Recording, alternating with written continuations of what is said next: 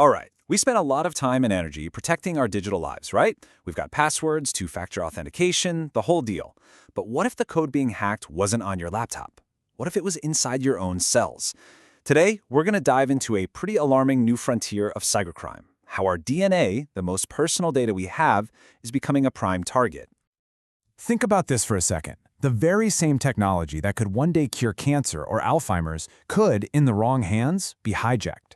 We're talking about a world where your genetic blueprint could be used to spy on you, to control you, or frankly, way worse. And this isn't some far-off sci-fi fantasy anymore. It's becoming a very real threat. So that's really the core of what we're talking about today.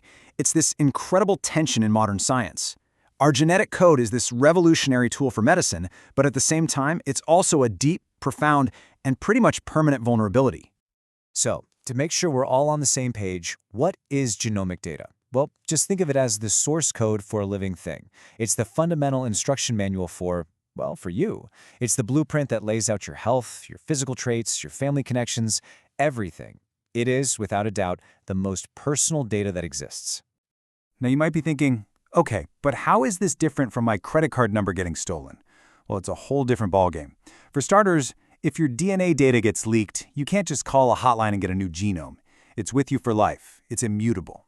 It also reveals intimate details, not just about you, but about all of your relatives. And its value just keeps growing as science learns more about how to read it. And if you're thinking this is all theoretical, think again. Look at this number. Almost 7 million. That's how many people had their data compromised in the recent 23andMe breach. That's not a hypothetical. That really happened. And here's the really scary part. The whole thing started with just 14,000 accounts being hacked. But because of the DNA relatives feature, that small breach cascaded. It exposed the data of 5.5 million other people connected to them. On top of that, another 1.4 million users had their health reports scraped. And this stolen data was immediately weaponized, with the hackers creating so-called hit lists to target people from specific ethnic backgrounds. So how on earth is something like that even possible? Well, it turns out there are some surprisingly clever ways that attackers can get at this information, ways that go way beyond just guessing your password.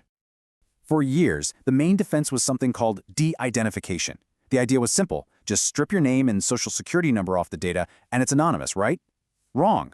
It turns out that a combination of just 3 little pieces of info, your birthday, your gender, and your zip code, is enough to uniquely identify 87% of the entire US population. That anonymous data isn't nearly as anonymous as we thought. So, how do they actually do it? Let's walk through one of the attack methods. First, the attacker gets their hands on a supposedly anonymous set of DNA data. Then, they go find another data set, one that's public and has names attached, like public health records. Using what we know about the links between genes and diseases, they can infer certain traits from the anonymous DNA.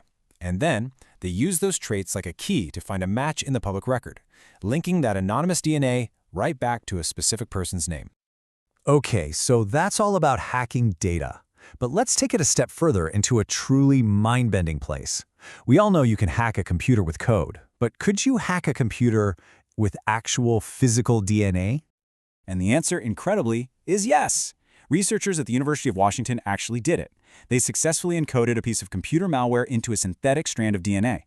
Then, when they put that DNA into a standard gene sequencing machine, the machine read the DNA, the malicious code executed, and bam, the researchers had remote control of the computer.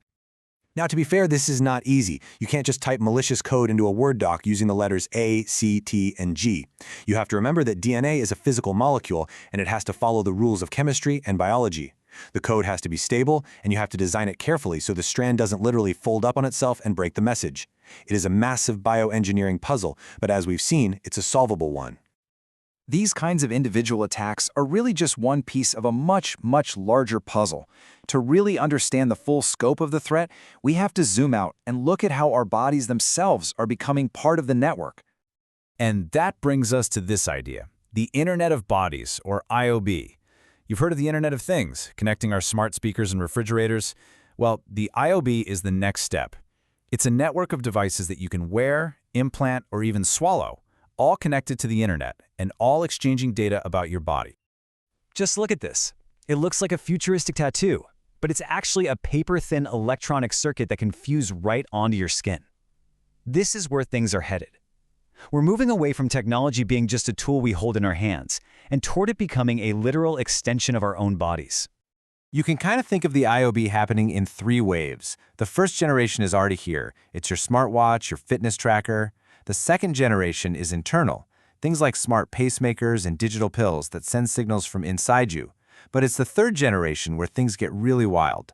Tech that's fully embedded, fused with your body, creating a real-time data link, like a brain-computer interface.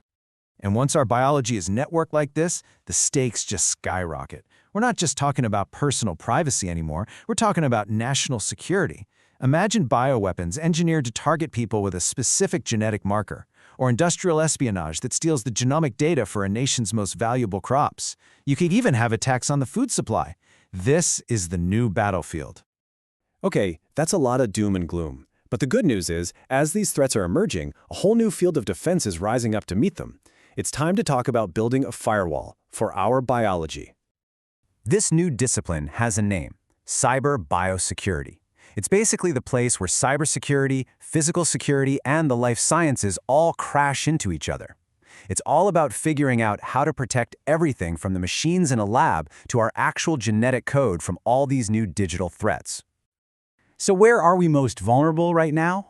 Well, the National Institute of Standards and Technology, NIST, has already pointed out some major gaps. First, there's a lack of clear security rules for the DNA sequencing machines themselves.